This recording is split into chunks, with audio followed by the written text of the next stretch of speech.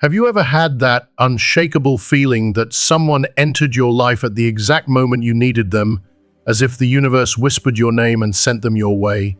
It's that kind of encounter that makes your heart pause, your breath catch, and your spirit stir. And let me tell you, I truly believe these moments are far from random. They aren't coincidences at all. These are divinely timed connections, soulful appointments written in the ink of the unseen, arranged not by chance but by something far greater. Call it fate, destiny, or the sacred order of the universe. These encounters defy logic. They transcend explanation. You might not even be looking for anyone, and yet there they are standing in front of you with a gaze that feels oddly familiar, almost hauntingly so. It's like your soul has been waiting for theirs, maybe even remembering something your mind cannot quite grasp.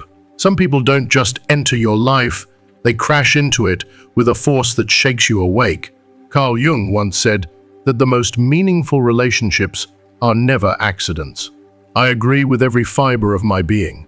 He believed they are manifestations of our deeper psychological truths, born from the collective unconscious, shaped by symbols, patterns, and archetypes we don't even realize we're carrying. And when the energy of two souls truly aligns, it's as if the universe folds time and space just to make sure you cross paths. That's not something you can explain with simple compatibility or shared hobbies. This is something ancient, something spiritual, something sacred. You see, when two people are magnetically drawn together, it's rarely about the surface. It's not just charm or looks, or even intellectual connection. No, what you're feeling is the resonance of something deeper, almost mythical. There are archetypes within us, sleeping silently in our unconscious, that awaken when we meet someone who stirs them. These relationships are where the soul speaks, not the ego. They are the songs your heart knows how to sing, even if you've never heard the melody before. Jung called it synchronicity, those meaningful coincidences that tug at our awareness, begging us to pay attention. You might brush it off as random, but deep down, you know it's not. You feel it in your gut, in your chest, in your bones. Something in that person, something in their energy, their presence unlocks a door inside you that's been bolted shut for far too long. And here's what I've come to believe. From my own life experience, this kind of connection is spiritual, emotional, and deeply psychological. It's not just about attraction, it's about activation. That person doesn't just make you feel good, they make you feel, period. They bring your unconscious to the surface. Sometimes they mirror your deepest wounds. Other times, they awaken your most beautiful truths. And occasionally they do both at once, which is why it feels so confusing, yet so irresistible.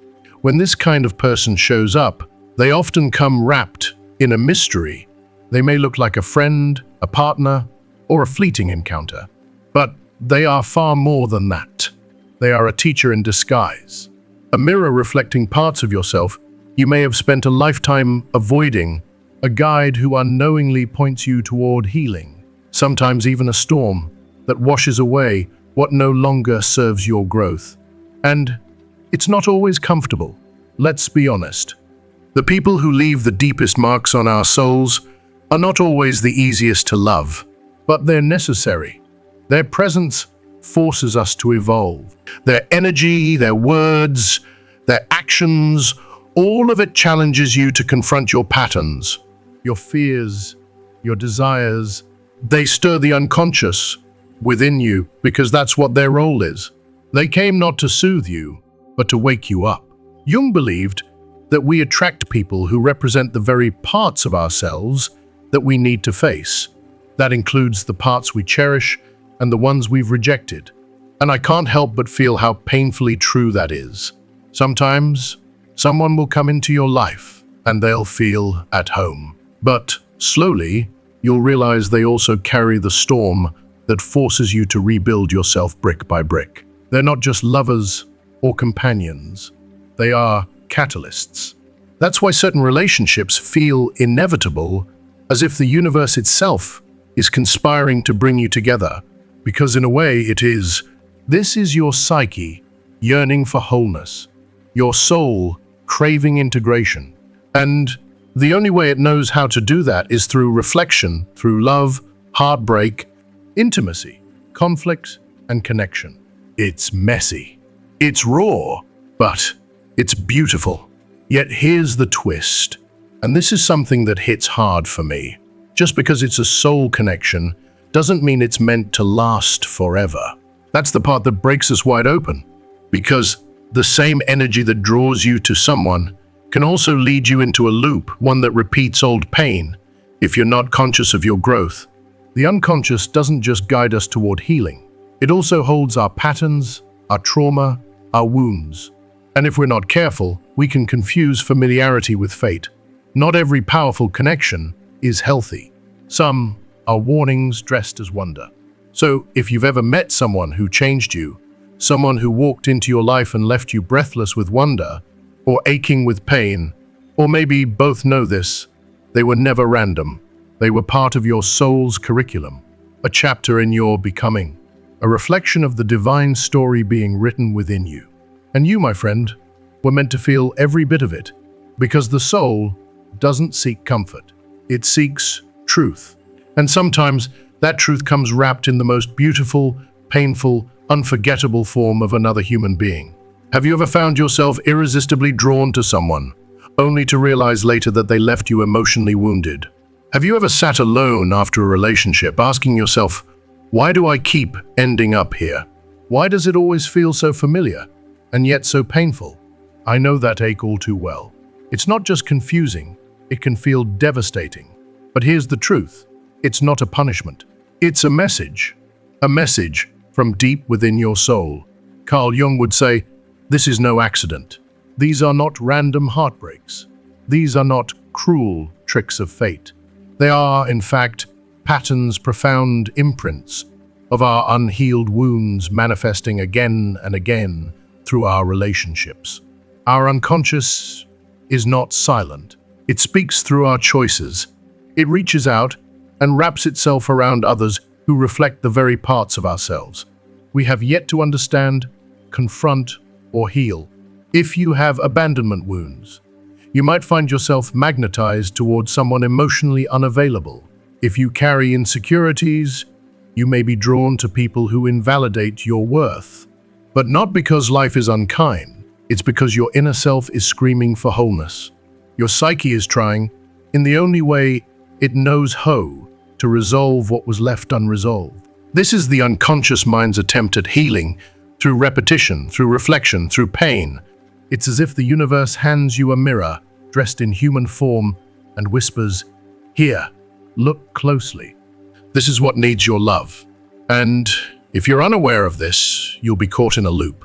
You'll keep falling into the same stories, different names, same heartbreak. And you'll wonder, why does love always hurt me?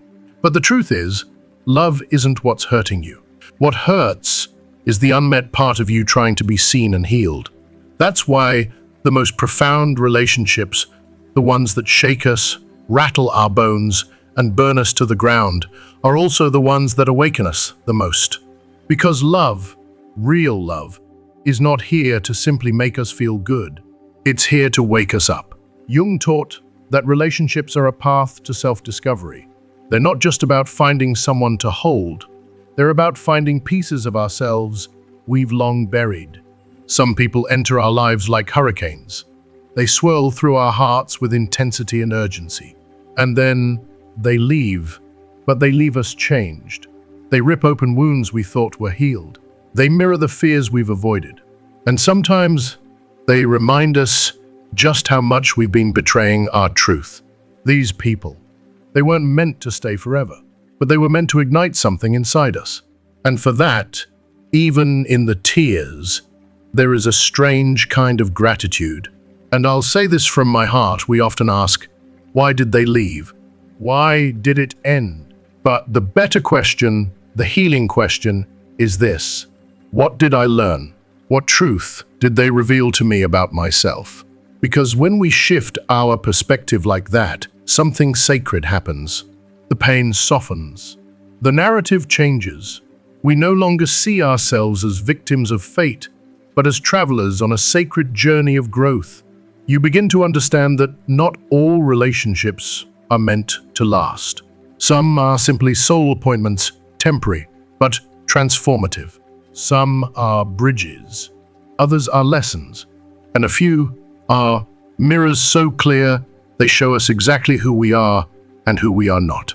And yes, it still hurts when people walk away, but with time and reflection, you'll realize their exit created the space your soul needed. Their absence was an invitation for your true self to rise, because when you stop clinging to what has already fulfilled its purpose, you make space for something new, something more aligned with the person you've become.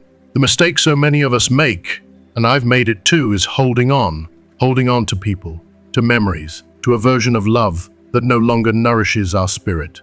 We stay not because we're fulfilled, but because we're afraid.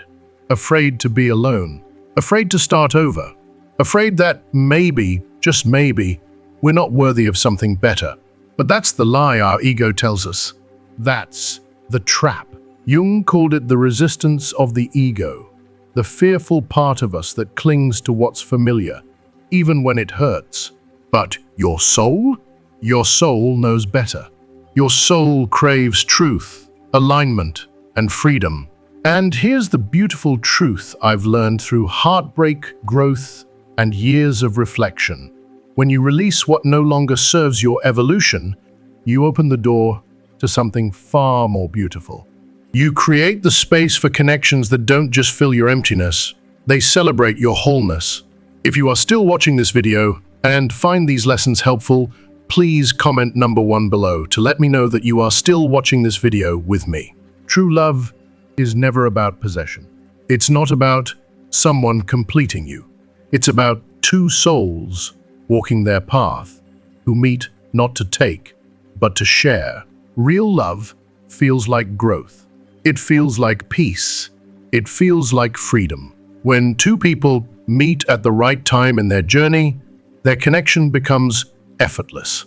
There's no force, no fear, no confusion, just a knowing. A deep soul-level recognition that this is real. They don't have to prove themselves. They don't have to earn each other's love. It flows naturally. That's when the energy between them is aligned. That's when the relationship becomes a safe space for expansion, not a battleground of unresolved wounds. But to attract this kind of love, you must first become it. You must walk through the fires of your healing. You must tend to your wounds with compassion.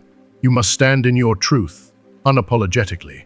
Because only when you are truly, deeply connected to your authentic self can you draw in someone who sees you, all of you, and still stays. Jung said the greatest adventure isn't finding someone else. It's finding yourself. And I believe that with my whole heart, because the moment you begin to truly see yourself, you stop chasing love that hurts. You stop repeating old stories.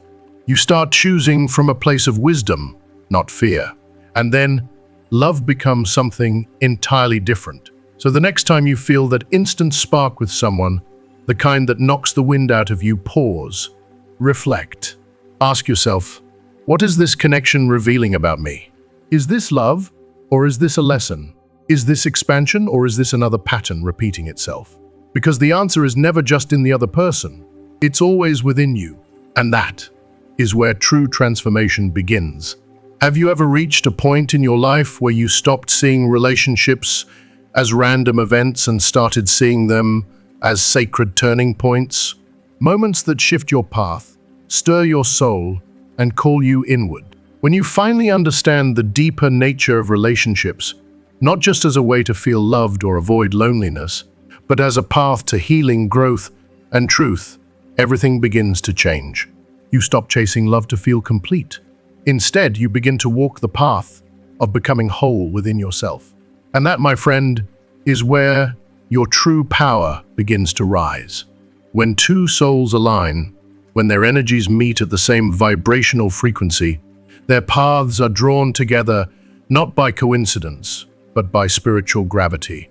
But here's something I've learned through both heartbreak and healing. Destiny is not some mystical lottery. It is a reflection of your energy. It's shaped by your inner world, by the frequency you carry, and by the depth of awareness you have of yourself. You don't attract what you want.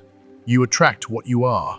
That's why when you start working on yourself, the inner work, confronting your patterns, healing your old wounds, something truly extraordinary begins to happen.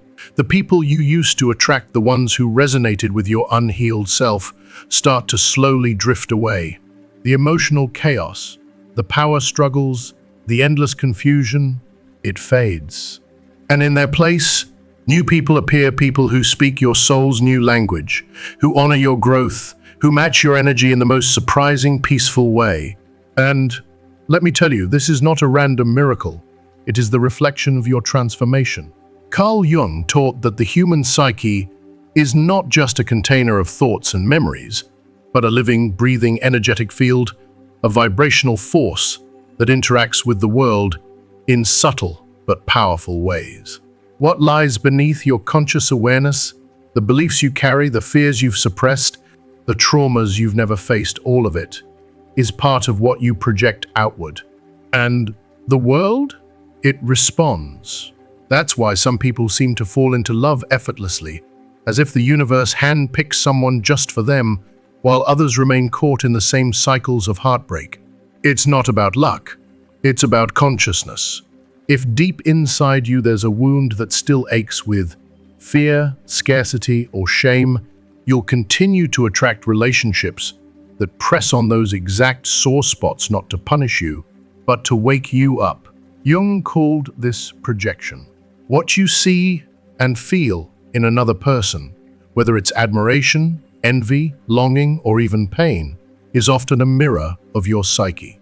Sometimes what draws us to someone isn't their charm or kindness, but the way they unconsciously reflect the unresolved parts of us. Our shadows, our needs, our unmet longings. And that's why some people trigger something deep inside you, not because they're inherently special, but because they stir what is still hidden in you. Jung believed the unconscious seeks wholeness, and it seeks it through relationships. The people you're drawn to, the ones you push away, even the ones you can't seem to forget, they are messages, codes from your soul, invitations to grow. And when you finally start to decode them, when you begin to see relationships not as battles, but as blueprints for inner work, everything shifts. You realize you're not a victim of heartbreak.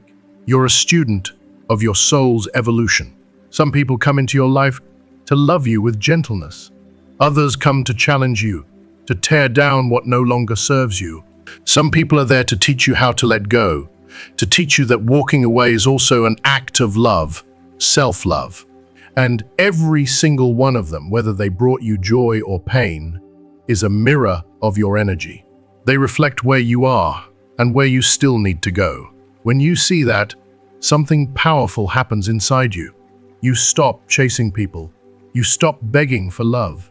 You stop trying to force connections that drain your spirit. And instead, you start focusing on yourself, your healing, your boundaries, your truth, your peace. And the moment you do, your whole world starts to change. You begin to feel less desperate, less fearful, less empty, because you realize that love isn't something to find, it's something to become. Jung warned us that self-awareness is not for the faint of heart. It requires radical honesty, courage, a willingness to see the parts of yourself you've avoided for years. It means accepting that some relationships didn't work out because deep down you weren't ready to receive the kind of love you were asking for. You might have wanted love, but you were still carrying fear. You might have dreamed of connection, but your walls were still up. That doesn't mean you were broken. It just means you were still becoming. Love isn't magic. It's a reflection. If there's chaos inside you, that's what you'll find. If there's unworthiness hiding in your heart, you'll attract partners who confirm it. But when there is peace, genuine peace, you start to attract relationships that honor that peace, that mirror your healing, your clarity, your inner light. So the most important question you can ask isn't, why haven't I found love yet? But who am I right now? Because the quality of the love you receive is a mirror of the love you've cultivated within. If you undervalue yourself, you'll attract people who don't see your worth. If you're used to betrayal, you'll unconsciously invite those who repeat that narrative. But when you begin to walk with confidence, when your heart is rooted in self-respect and compassion, toxic relationships begin to fade. They simply can't survive in the space of your awakening. Jung said the goal of life isn't to find someone else. It's to find ourselves. And once you do, the love you deserve will find you. Not because you're searching, but because you're finally aligned with it. That's why loneliness no longer feels terrifying when you do the inner work. It becomes sacred. It becomes the space where you plant seeds, where you meet yourself without distraction. You realize that being alone isn't a punishment, it's preparation. And when someone finally arrives, it's not because you were starving for connection. It's because you were ready to share your wholeness, not to fill your emptiness. That's why love finds us when we stop searching. It's not an accident, it's alignment. It's the law of resonance at work. It's the universe responding to the energy you're finally radiating. If you are still watching this video and find these lessons helpful, please comment number 2 below to let me know that you are still watching this video with me. Jung used to say that the most meaningful relationships are not built on dependence, but on evolution. When two people meet who have both done the work, who have faced their shadows, claimed their truth, and stood alone in their power, what they create together is sacred. It's rare. It's unbreakable. There is no fear, no manipulation, no emotional games. Just honesty, mutual growth, and a love that expands both souls. But you must walk the path alone first. You must look in the mirror and say, this is who I am. These are my wounds. These are my dreams. This is my truth. And you must love yourself fiercely, even in the dark. Because when you do, you stop falling for illusions. You stop repeating pain. You stop mistaking intensity for love. And instead, you choose peace. You choose truth. You choose relationships that feel like home, not because they rescue you, but because they recognize you. So the next time someone enters your life and stirs your heart, pause. Ask yourself, does this connection reflect my growth or my wounds? Is it here to lift me or to teach me a lesson I've refused to learn? Because the answer lies not in them, but in you. In the end, what we call destiny is simply a reflection of the work we've done or have yet to do within.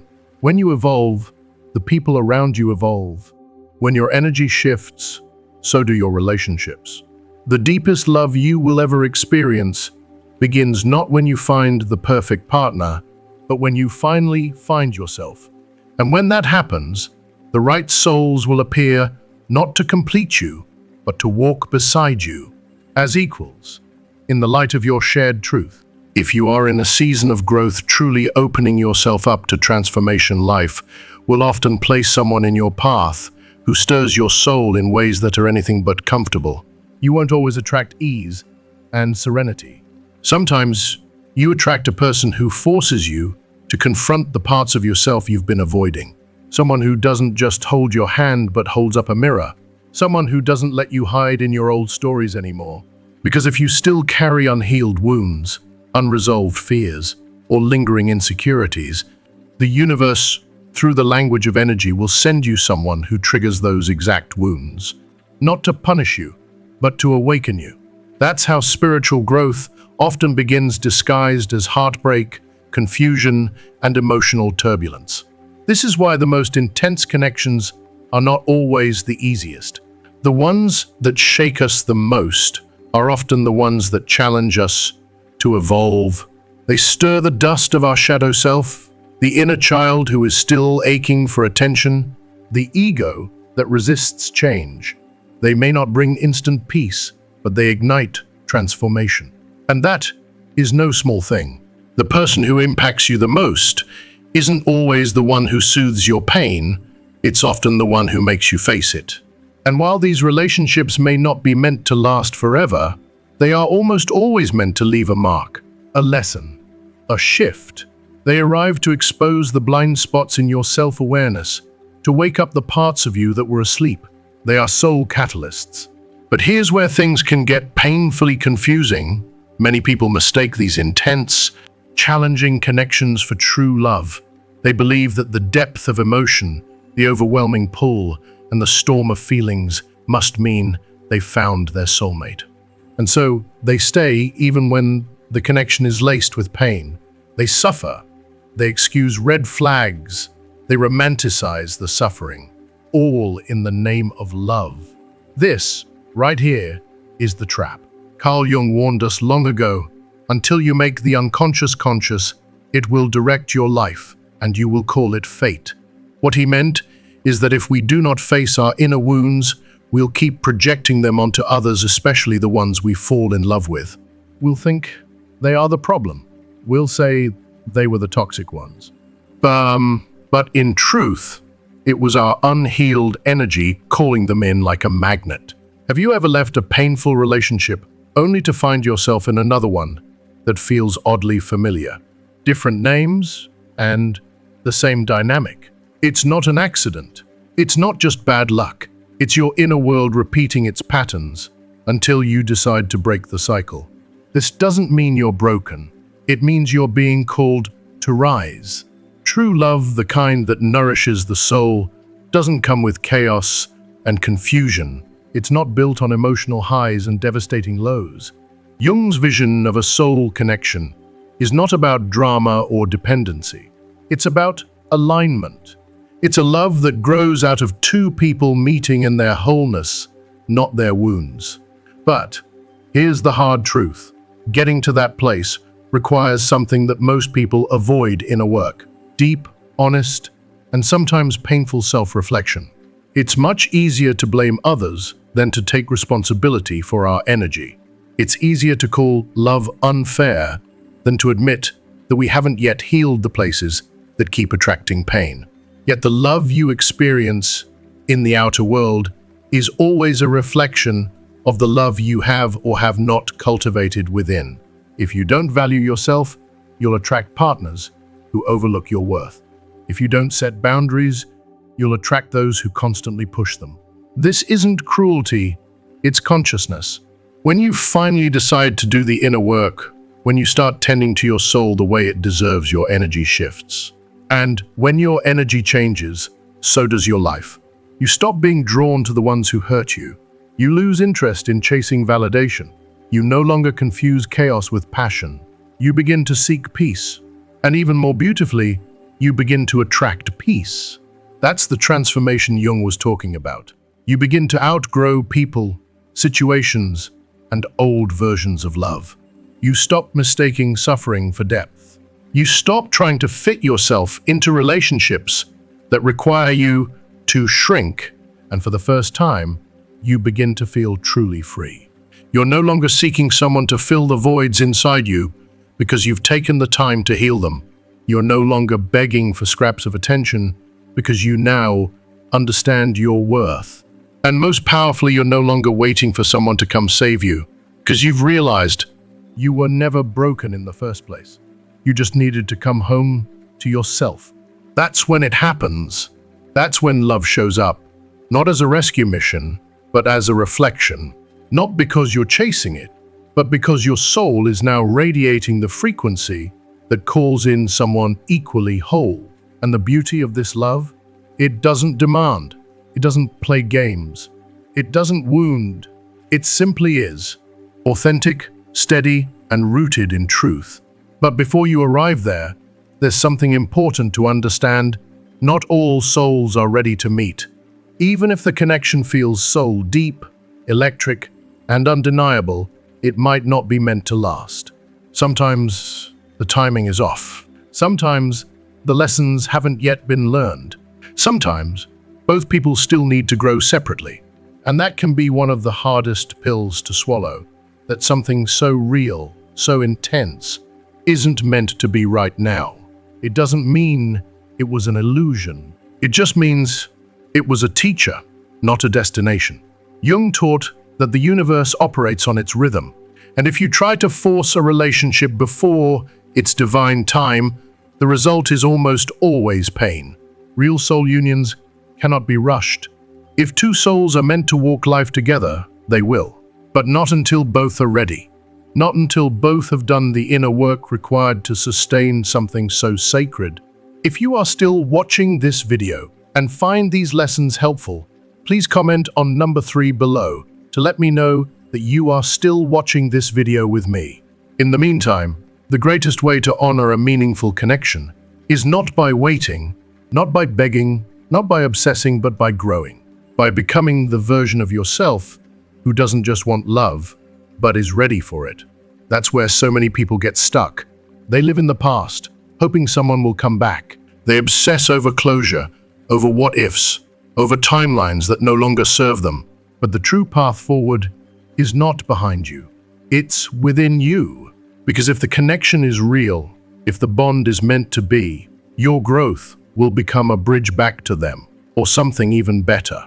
And when that reunion happens, not out of desperation, but out of expansion, it will feel like two flames finally merging, not to burn each other, but to illuminate the world together.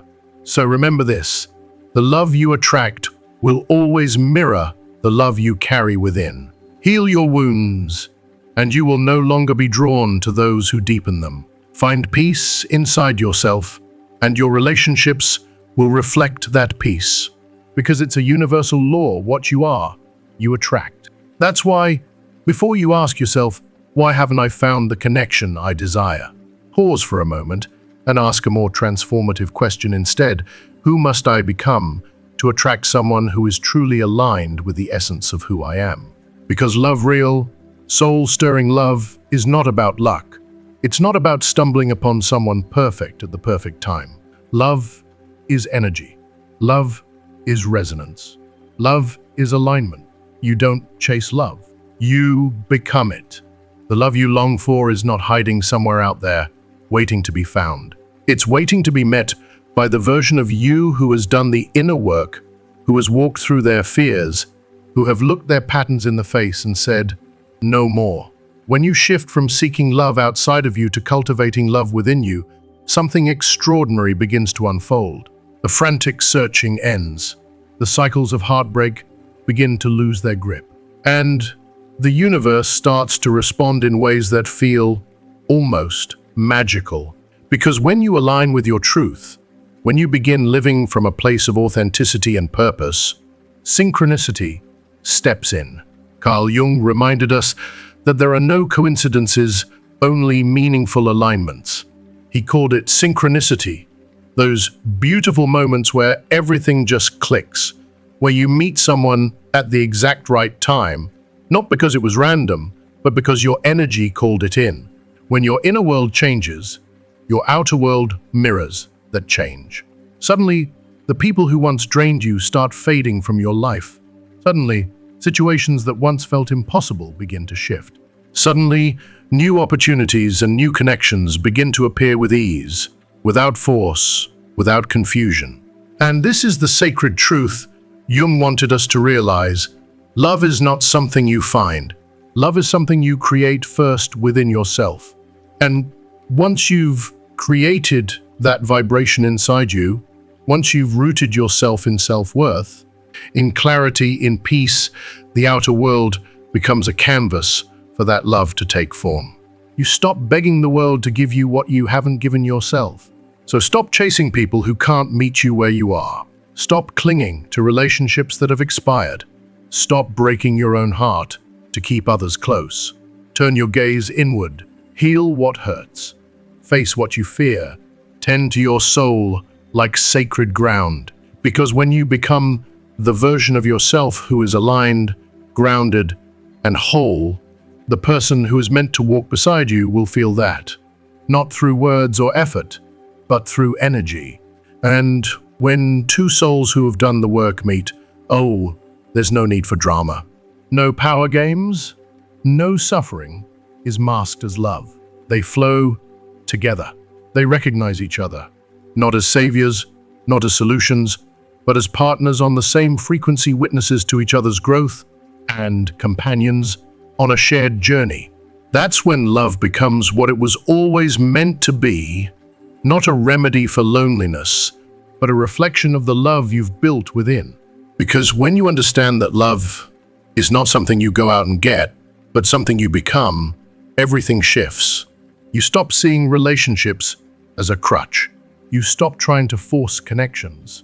You no longer feel desperate to be chosen because you've already chosen yourself. Relationships then become an extension of your evolution, not a place to hide your wounds, but a place to celebrate your healing. You're no longer trying to be completed. You're sharing your completeness. But this clarity, this shift, only becomes possible when you've gone within, when you've sat in silence with yourself and listened, when you've made peace with your past, when you've looked at the beliefs that told you love must be painful and decided to release them.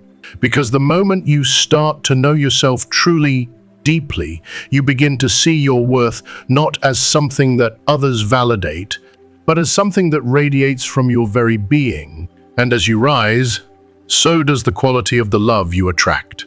You start meeting people who don't dim your light, but amplify it. People who don't pull you back into old wounds, but help you rise into your new wholeness.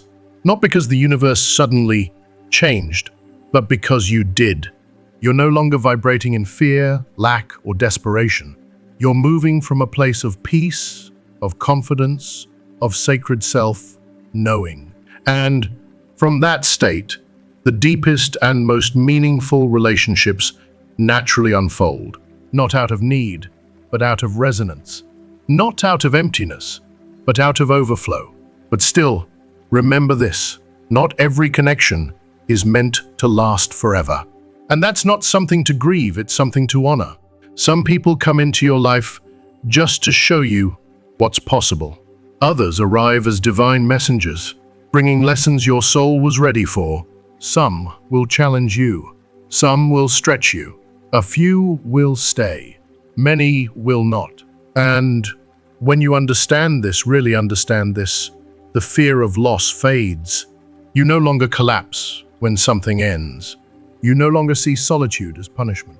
Instead, you begin to honor every phase of your journey.